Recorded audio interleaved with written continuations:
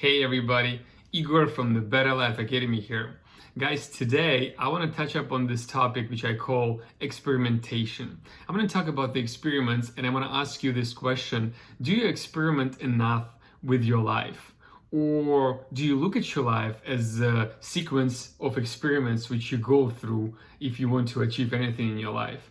And those are interesting questions, and if you ask yourself those, you might come up with very interesting answers, the answers which you would probably not expect from yourself. So I suggest you go through this little exercise and ask yourself this couple of questions and see what kind of answers you're going to come up with. Meanwhile, what I'm going to say today is that our world is changing constantly, right? The nature is changing constantly. Our bodies are changing constantly. Aging is here. At the same time, we have this COVID situation going on all over the world. And, Mother Nature just proves us that everything, all the environments we are in, they ever-changing environments. There is nothing static in this world, right? Why am I saying this? It's just because what Charles Darwin said in his book, The Origin of Species, he says that it's not the one who is strongest or the most intellectual who survives and thrives in ever-changing environments. It's the one who is most adaptable to that changing environment who survives. Just think about it, how deep of a thought it is, right? So we all used to remember our school times, our universities, and maybe if you're in a school university right now, you think that in college, you think now that, the most successful people in your class, right? Those are the strongest ones. Those are the ones who are very intellectual and very smart guys or girls. But what Charles Darwin says and what the nature shows us in the result of other most successful people shows us that not the strongest, that not the most intellectual, but most adaptable of species, meaning human beings, who not only survives but thrives in ever-changing environment. So I think that topic now is, the most actual than ever.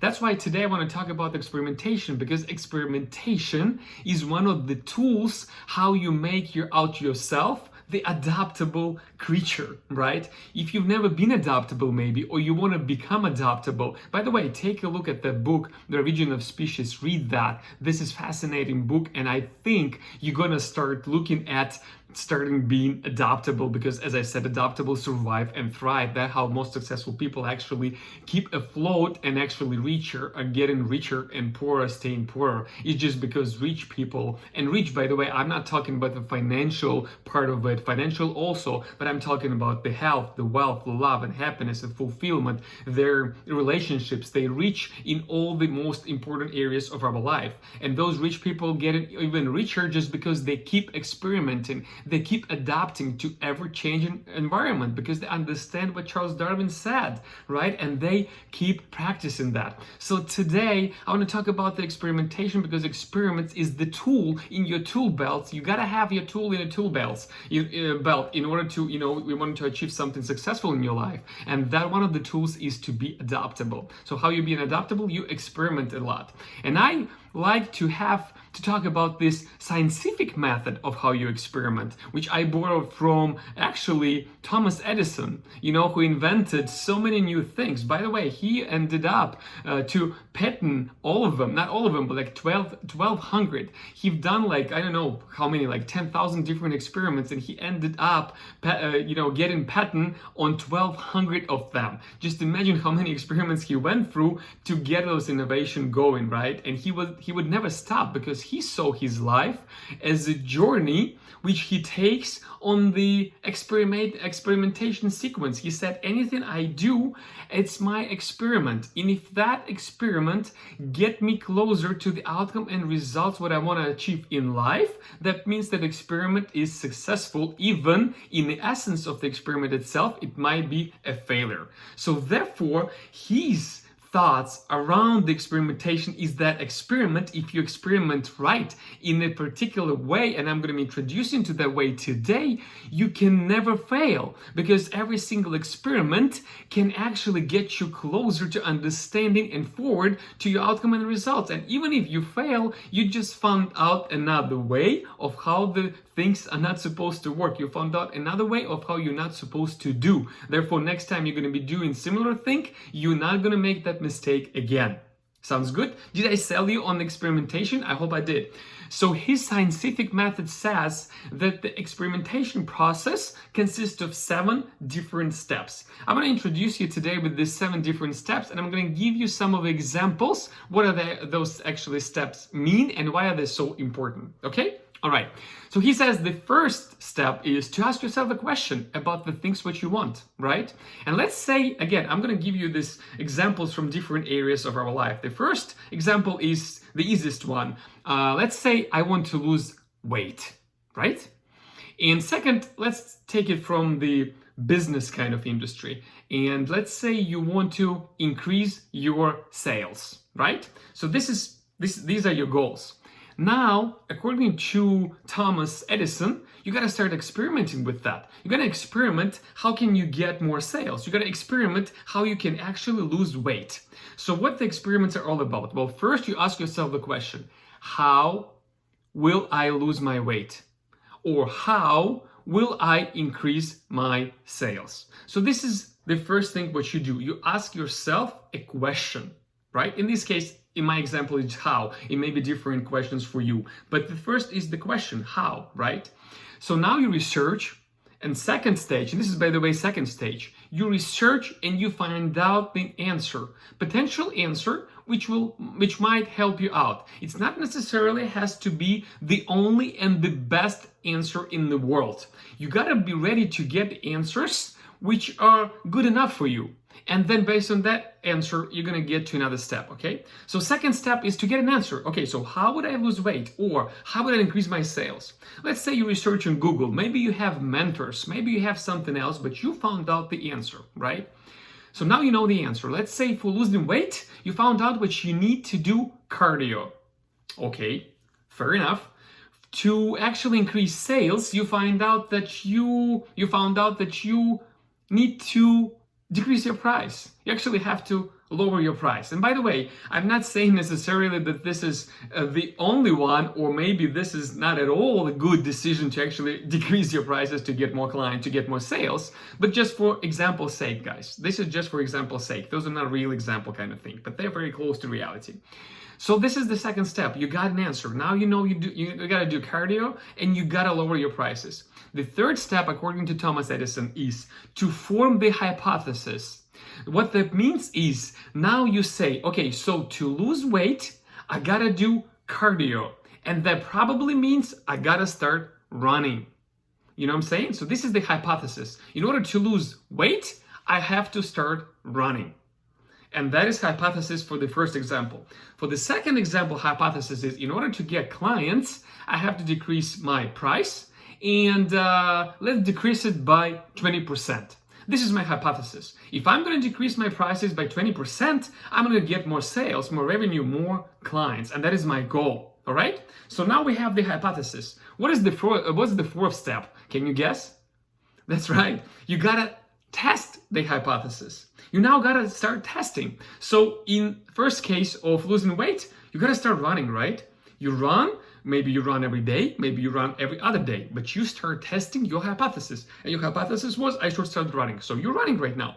In the second example about your business, within your business, what you do is you actually lower your price on your website or in any other platforms or whatever ways you can lower your prices by 20%, right?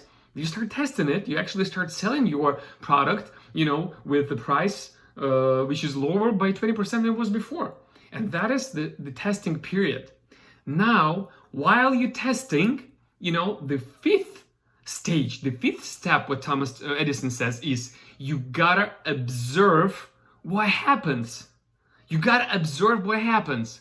In first case, let's say you start running and your knees started to hurt. Your legs started to hurt. You started to feel that it's a little bit too hard on your bones, right? In the second case, in the case of the business, you're observing and you're seeing, wow, I am actually getting more clients. I am getting more traction. The thing is actually working. All right, this is the result of your observation. Now, In this case, when I see that working, I'm gonna keep going forward to another step, which is the sixth one, right? But here in the case of running, I should probably stop because my body hurts, my bones hurts, my ankles hurts, my knees hurts. So I might have chosen some of the experiment which actually might get me to the result, but at the same time it might hurt the other areas of my life, in these other parts of my body, right? So I'm not ready to do that, and I need to actually get back to researching the answer. What are other ways of losing weight? And I find out that I probably should start swimming. So therefore I create another hypothesis which says, well, I should probably start swimming now in order to lose weight.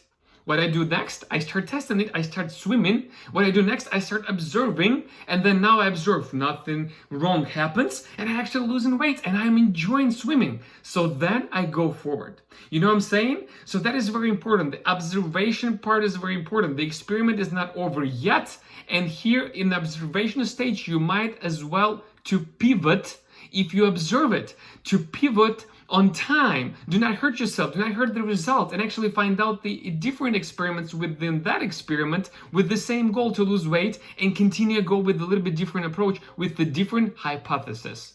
Make sense?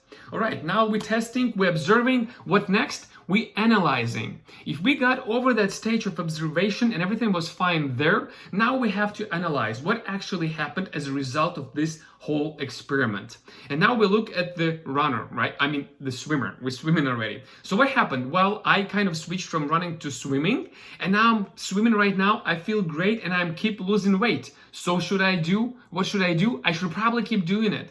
That is the conclusion. And this is, by the way, the seventh step. You conclude, you decide what to do, whether you take up on the next experiment or you continue with this same approach because it's working, right?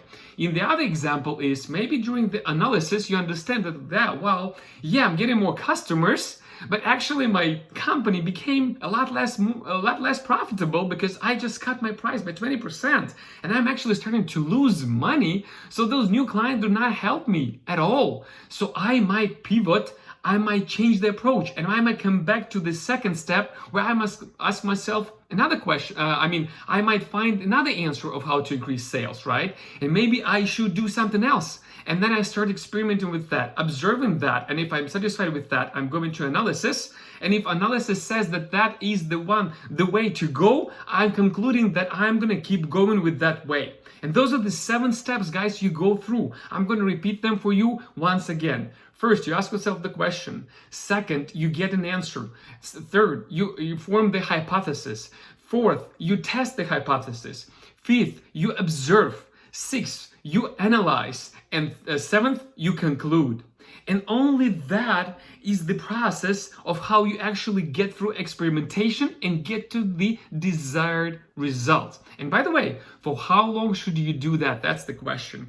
Well, there are a lot of different studies made, and that appears that our mind is rewiring itself and actually, increasing and generating new neurological connection within our minds within 66 days. So if we want to rewire our mind, if we want to replace one old habit with the new habit, we at least should try to do the one things which we try to implement in our life for 66 days. And the studies were done on that. You can look up on the internet for that, guys. So with that, I want to say that and conclude on this conversation of me actually talking about the changeability, adaptability, and experimentation. I want to conclude with that. You gotta use the scientific method of how to experiment. You gotta adapt to environment you are in. To adapt the environment you are in, you have to run experiments with your life, with all the areas of your life: health, wealth, love, happiness, fulfillment. How do you run it? Via that scientific method and those 7 steps we just went through with you. While you're running it, please observe. While you're running it, please pivot. And while you're running it, please see what kind of experiments get you to the better results. and then stick to those experiments, meaning create the routines and habits out of them, and give at least 66 days for your mind to catch up. Because on the logic, on the conscious level, you might be up to speed. On the body level, you might be up to speed, but your mind has to catch up, and you gotta give it a time. And the time is from 2 to 3 months. So give all your experiments 2 to 3 months, observe, get the analysis, conclude, and then see whether you have to run new ones or stick to the old ones, which are already working and bringing results to you. And guys, in this ever-changing environment, not the strongest, not the most intellectual, in other words, smart, who wins, who thrives and survives, but the most adaptables. Be and become adaptability machine, and you're going to be better off in life. All right? Igor from the Better Life Academy. Peace out.